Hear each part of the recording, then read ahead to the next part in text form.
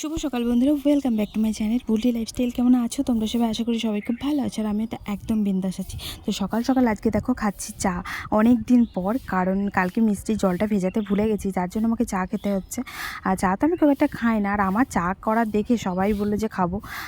আমি আর ও করছিলাম, দেখলাম যে কেউ নেই। তারপর দেখলাম যে বাবা ওদের দিক থেকে বললো খাবো, মা বললো খাবো, আবার দিদাও বললো খাবো। আর আমুল দুধ বেশি ছিল না, গরুর দুধের ভেবেছিলাম করবো। তারপর দেখছি গরুর দুধও অল্প আছে, বাচ্চাগুলোকে খাওয়ানোর জন্য শুধু। তাই আর ওদের ভাগে আর ভাগ বসালাম না, কারণ ওরাই পাচ্ছে না, তাহলে আমি কী করে নিই বলো সেই জায়গায়। কারণ ওরা মায়ের দুধ পায় না, ওই গরুর দুধটার ওপরেই ভরসা। আর তার জন্য আমি একটুখানি আমুল দুধ ছিল, আমুল দুধও বেশি ছিল না, একটুখানি ছিল, ওইটা দিয়ে আর কি পাতলা করে করলাম। কী আর করবো, দুধ মোটা করে দেখবে দুধ চা করলে না খুব টেস্ট হয়, যেটা আর কি পার্লারে করে কাকিমা, খুব টেস্ট হয়। ওরা গরুর দুধের করে, আর গরুর দুধের দুধ চাটাই আমার বেশি খেতে ভালো লাগে। তো অনেকে কিন্তু টি লাভার আছে, কিন্তু আমি খুব একটা নই, আমার ওই হলেও চলে না হলেও চলে, এরকম একটা ব্যাপার।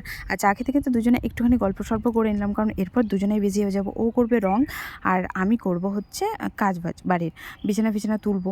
আর আজকে আর পার্লারে যাওয়া হবে না, আজকে বলতে সোমবার পর্যন্ত হয়তো যাওয়া হবে না, মঙ্গলবার থেকে আমি জয়েন করব। কারণ ও বাড়িতে রং করছে, তো এবার ওকে একটু হেল্প করতে হচ্ছে। তারপরে এমনি বাড়ির কাজ আছে ধরো, সব কিছু সেটা আর হচ্ছে না। আমি বলে দিয়েছি কাকিমাকে আমি মঙ্গলবার থেকে জয়েন করব। আর সোমবারের দিনটা যেতে পারবো না, তার কারণ হচ্ছে সোমবারে জিরাটে হচ্ছে একটুখানি আমাদের বিউটিশিয়ান আর কি ইভেন্ট আছে বিউটিশিয়ানের, যার জন্য ওখানে যেতে হবে। তো ওখানে একটা ইভেন্টে অনেক কিছু শেখাবে, শিখতে যাব। আর পেমেন্ট সব কিছু আর কি আমাদের কাকিমা করে দিয়েছে, কারণ আমার কাছে ইনভেস্ট করার মতন এখন অত টাকা নেই। 400-500 টাকা মতন নেবে, ঠিক জানিও না আমি। তো কাকিমাই দিয়ে দিয়েছে, কারণ যেহেতু পার্লার থেকে আর কি যাচ্ছি, তাই দায়িত্ব আর কি কাকিমা। টান করে চলে এসেছি, আর পুজো টুজো দেওয়া হয়ে গেছে। ভাবলাম সিংহাসনটা এত সুন্দর লাগছে, এখন তোমাদেরকে একটুখানি দর্শন করিয়ে দিই। দেখো কি সুন্দর লাগছে, আর ভগবানের কাছে আমি বসে বসে এটাই ভাবছিলাম যে আর কদিন পরই হচ্ছে জামাই ষষ্ঠী আছে, তো কি করে যে কি করব আমি সেটাই বুঝতে পারছি না। দেখো কে কী ব্যবহার করলো সেটা তো দেখে লাভ নেই, বলো। আমি কার সাথে কীরকম ব্যবহার করছি সেটাই ম্যাটার করে, আমার ক্ষেত্রে সেটাই ম্যাটার করে। আমি জানি হয়তো অনেকে অনেক রকম ব্যবহার করছে, কিন্তু তাই বলে কি আমি সবার সাথে খারাপ ব্যবহার করবো? তাহলে তো আমার কর্মটা খারাপ হয়ে যাবে, তাই না? সেটা তার কর্ম, সে খারাপ করছে, কিন্তু আমি আমার কর্ম কোনোদিনই খারাপ করব না। জানি না এখন কি হবে ভবিষ্যতে, কারণ হয়তো আমার মুড চেঞ্জও হয়ে যেতে পারে, সবারই দেখতে দেখতে হয়তো আমিও শিখে যেতে পারি। কিন্তু আমি নিজেকে চেঞ্জ না করারই চেষ্টা করব, যে আমি যেরকম আছি যেন সেরকমই সহৃদয়ের ব্যক্তি আমি থাকতে পারি। মানুষ আমার সাথে খারাপ কাজ করলেও তাকে যেন ক্ষমা করে আগে বেরিয়ে যেতে পারি, এটুকুই আমি চাই। এখন জানি না কি হবে না হবে। যাই হোক, চলো এখন সকাল সকাল ভাতটা খেয়ে নিলাম। পুজো টুজো দিয়ে ভাত খেয়ে ওদিকে রং করতে লেগে গেছে, আর আমি ওকে টুলটা ধরে আছি, কারণ না হলে পড়ে যাবে, যার জন্য আর কি।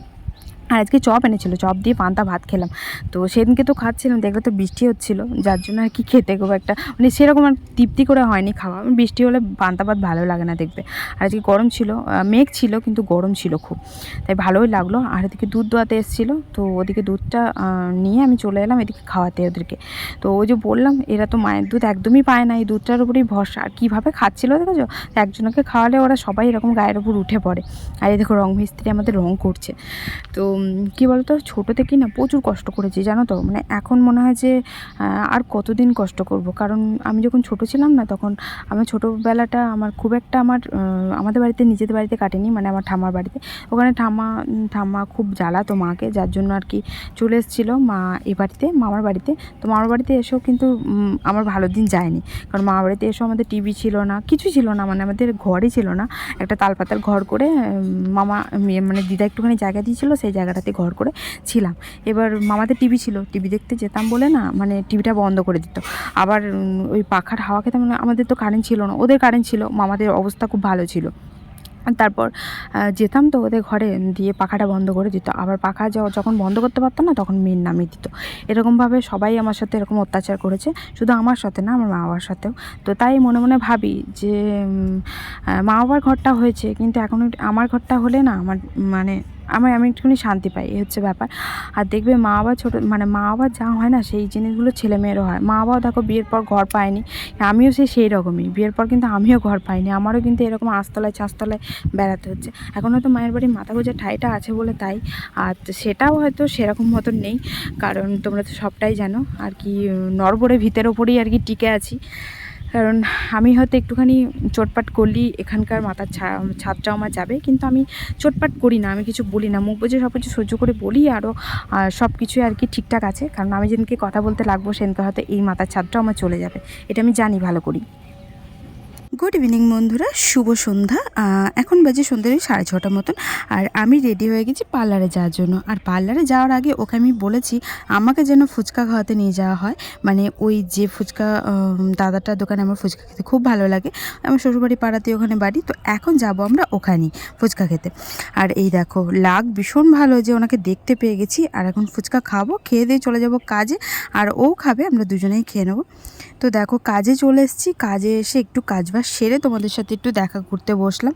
আর বাইরে না প্রচণ্ড পরিমাণে ঝড় উঠেছে, জানি না বৃষ্টি হবে কিনা। তো বৃষ্টি হলে তো ভালোই হয়, কিন্তু আবার মনটাও খারাপ করছে যে বরটা বাড়িতে আছে, আমি এখানে আছি। বৃষ্টি হলে দুজনে এক জায়গায় থাকলে বেশ ভালো লাগে। ঝড়, কারেন্ট চলে গেছে, আমি বাইরে এসেছি।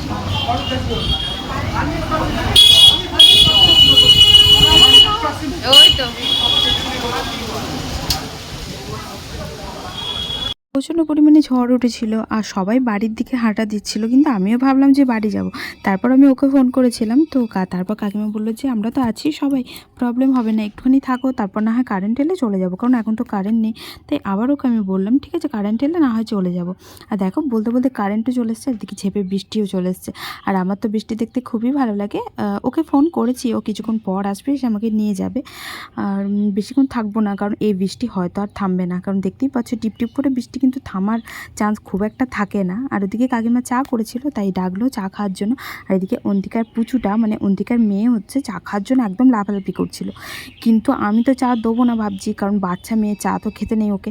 আর তারপর দেখছি ও বাবা ও দিদুনের সাথে কিভাবে চা খাচ্ছে দেখো, আমি তো দিইনি কিন্তু দিদুন দিয়েছে।